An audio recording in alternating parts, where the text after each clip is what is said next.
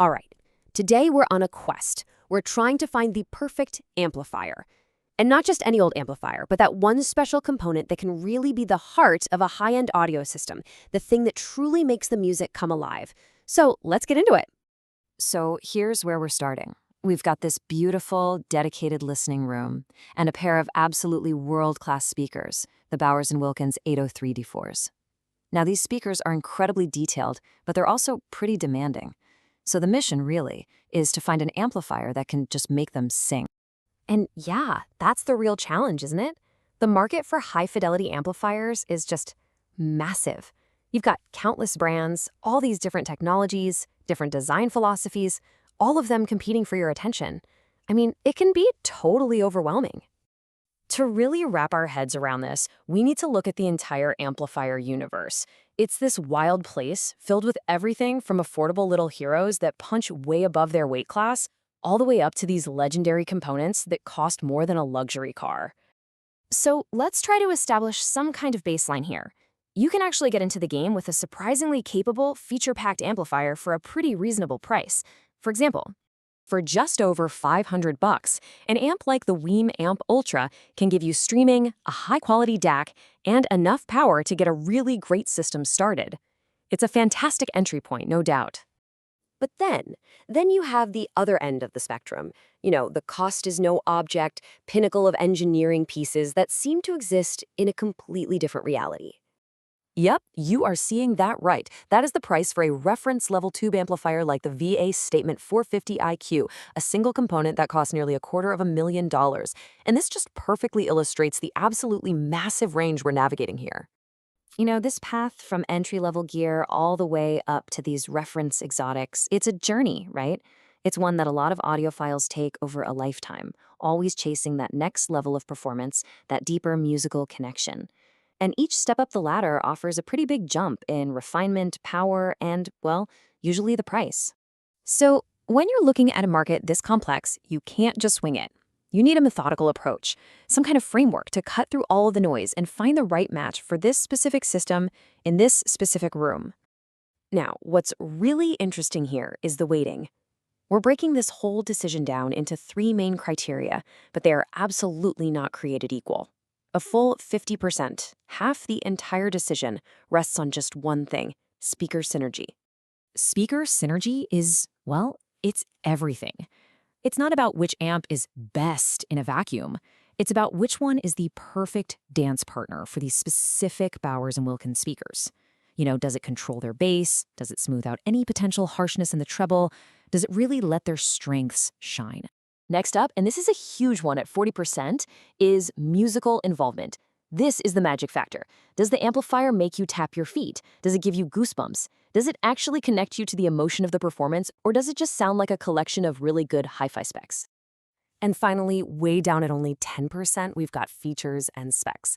Now, don't get me wrong, things like streaming, DACs, and room correction are important, but in this particular system, our source component, the Eversolo DMP A6, already handles a lot of this heavy lifting.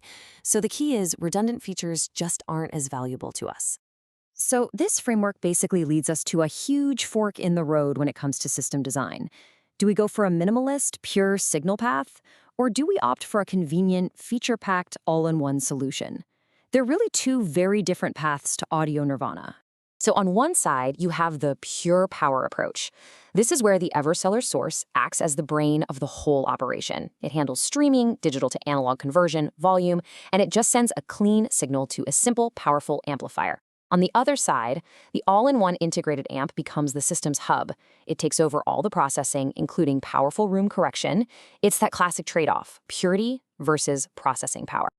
Let's look a little closer at that pure power path. The signal flow is just beautifully simple. The Eversolo does all the thinking and sends a clean analog signal to the power amp. And that amp's only job is to make that signal louder without changing its character. It's a total purist's delight. Okay, now for the all-in-one path. In this setup, the Eversolo just acts as a server, feeding the digital music stream to the integrated amplifier. The amp then takes that raw data and does everything else: the conversion, the volume control, and, this is huge, it can use advanced digital processing to correct for the room's acoustics before it amplifies the signal. It's an incredible problem solver. So we have our framework, we've defined our two different paths. Now it's time to apply all this logic and narrow down that massive universe of amplifiers to a final shortlist. Let's see which contenders actually made the cut. One of our top contenders is a hybrid design, really trying to get the best of both worlds. It combines that warmth and lush mid-range you get from vacuum tubes in the preamp section with the powerful, controlled bass of a solid-state power amp. This one is all about musical engagement. Another top choice represents the absolute cutting edge of technology. It uses some of the most advanced, lowest distortion amplification you can get, and it pairs that with powerful room correction that can digitally optimize the sound for this specific listening space. This is the ultimate problem solver. And a third contender is all about one thing: pure, unadulterated speaker synergy. This thing is a beast. It's known for its massive power reserves and an incredibly high damping factor, which basically just means it can grip the speaker's bass drivers with an iron fist, making sure the sound is tight, fast, and super articulate. And here it is, the final ranked shortlist. Topping the list is the NAD M33, just a technical marvel with its state-of-the-art Dirac room correction. Right behind it, the Macintosh MA352, which wins on pure musical charm. Then you've got the Hagel H400, a master of speaker control, the Lingdorf, another room correction champion, and finally the NAD C298 power amp, which is just an incredible value because it lets us leverage the great source we already have. So what have we learned on this quest? Well, first off, the best amp doesn't exist. There's only the best amp for your system. That big decision often boils down to that choice between purity and features.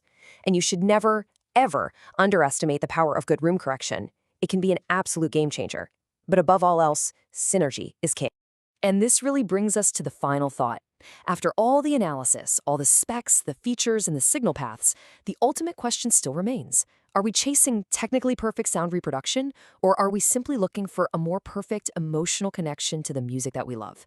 Definitely something to think about.